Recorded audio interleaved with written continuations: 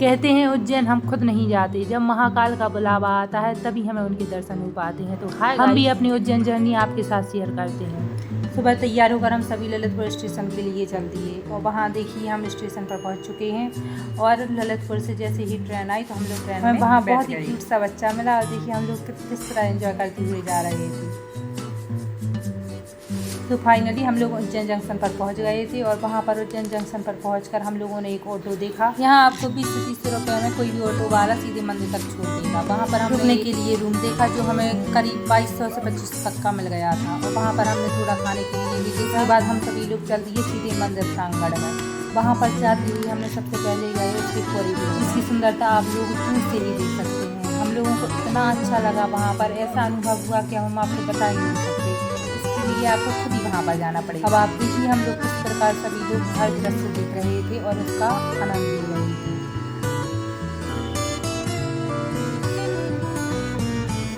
उस मंदिर में ना बिल्कुल बहुत ही साफ सफाई लगी थी। आप जैसा इसमें देख सकते हैं कहीं पर भी कूड़ा, हम तो अपना बता रहे हैं, हम तो सच बताएं, हम सबसे पहली बार उज्जैन गए हैं और वहाँ पर हमारा अनुभव ऐसा रहा ना कि हम यहाँ बार बार जाना चाहते हैं। तो हो सकेगा एक साल में एक बार तो मैं जरूर ही जाऊँगी वहाँ पर। यहाँ देखिए हम लोगों को यहाँ पर कलाकारों ने इतनी सुंदर सुंदर आकृतियाँ दिखाई हैं, मानो बिल्कुल सजीव रूप में हम लोगों को दिख रही हैं। वहाँ पर कई श्रद्धालु आए थे हम जैसे जो महाकाल के दर्शन के सभी लोग ऐसे ही आनंद उठाते हुए जा रहे थे। अब आपको देखा जाएगा कि यहाँ पर कितनी प्यारी प्यारी नक्काशियाँ जो कि इसमें हम लोगों को पाठ का ज्ञान देती हैं। यहाँ देखिए यहाँ हमने भारत माता मंदिर देखा जो कि हमने पहली बार देखा था और इसके नीचे एक मैप भी था जो इंडिया का मैप था।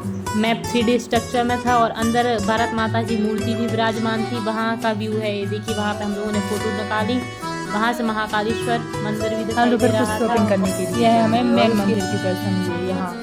यहाँ पर हमें अनगिनत मंदिर मिले हैं देवी देवताओं के। और यहाँ देखिए यहाँ राम घाट पर घूमते हुए फिर हम लोग गए महाराजा विक्रमादित्य के मंदिर पे, जहाँ पे देखिए आप देख सकते हैं इनको। यहाँ पे महाकाल भैरव जी का भी मंदिर था और ये इनके वाहन है यहाँ पे।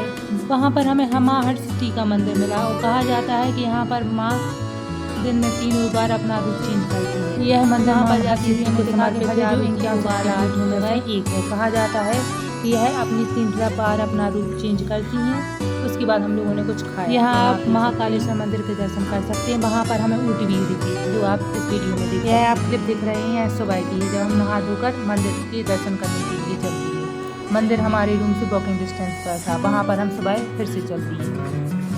फिर से हम लोग जो रात में देखा था वह सुबह देख रहे थे। रात में देखने में जितना मज़ा आ रहा था उतना ही सुबह फिर से आ रहा था। यह आप जो क्लिप देख रहे हैं इसमें हमें इतना मज़ा आया है जब हम दर्शन के लिए लाए। यहाँ पर फोन अलाउड नहीं था मंदिर के अंदर, पर हम फ्री भी ले गए थे। मैं बाहर क्लिप लगा दूँ। यह हमारी महाकाल के दर्शन की बाद की फोटोज हैं जो हम अब निकाल रहे थे। यहाँ हम अब बात कर लगा देते हैं जिनमें हमने उनकी पिक्चर्स ली थी अंदर। देखिए इनको हम देखते ही रह गए जब हम इनके दर्शन करके लगा मानो यह हमें सजीव रूप में दिख रहे हैं।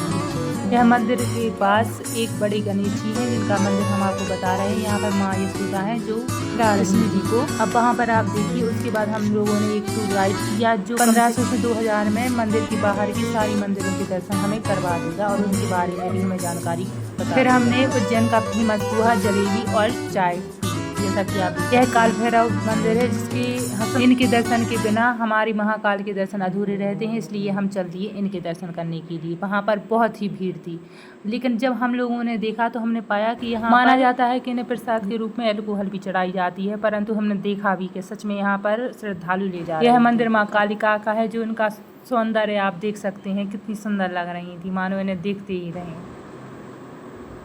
अब इसके बाद यहाँ हवन हो रहा था क्योंकि उस दिन गुरु पूर्णिमा थी, तो हम लोगों ने भी थोड़ा हवन किया और उसके बाद अन्य मंदिरों के दर्शन किए। यहाँ पर एक गौशाला भी थी जहाँ पर श्रद्धालु अपनी मन चाहा चारा पशुओं को खिला सकते थे, तो हम लोगों ने भी खिलाया। और उसके बाद हमने वैभव लक्ष्मी जी के दर्शन किए। यहाँ पर आप देख सकते हैं कि कितनी प्यारी प्यारी मूर्तियाँ हैं और मानो यह सजीव। अब इसके बाद हम सभी चल दिए संदीपनी आश्रम के लिए। अब देखिए यहाँ पर संदीपनी आश्रम में गुरु जी ने 64 कलाओं का ज्ञान दिया था श्री कृष्ण के लिए। इस मंदिर में हम प्रवेश कर चुके हैं। अब आप खुद ही देख लीजिए इसकी मनमोहकता किस प्रकार है। यहाँ पर सभी के चित्र अंकित हैं और जितनी इन्होंने 64 कलाएँ दी हैं अब आप खुद देखिए।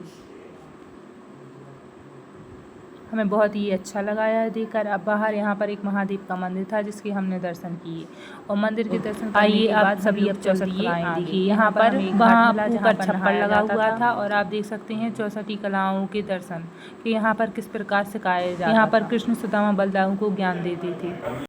यहाँ आप गोवर्धन वाला रूप देख सकते हैं। यहाँ एक भैया हम लोगों को गाइड कर रहे थे कि कहाँ क्या मंदिर है क्या, क्योंकि हम सभी लोग उनकी बात कर रहे थे। मंगलनाथ मंदिर के गाइड हैं जो हमें उन्होंने हमें बताया था कि जब वो इंस्ट्रक्शन सुनाते हैं तो उस टाइम पे हाथ की मिट्टी खुली रखनी पड़ती है, क्योंकि उस टाइम पे मंगल ग्रह के दूत हमारी बातें सुन रहे होते हैं। यह मंगलनाथ मंदिर के अंदर का दृश्य है। यहाँ पर देखिए इन डॉगीज को ही सुख है क्योंकि हम लोग तो सारी लाइन में खड़े हुए थे। उसके बाद यह देखिए छिपरा नदी। सो गाइस, यह रही हमारी महाकाल की नगरी की यात्रा।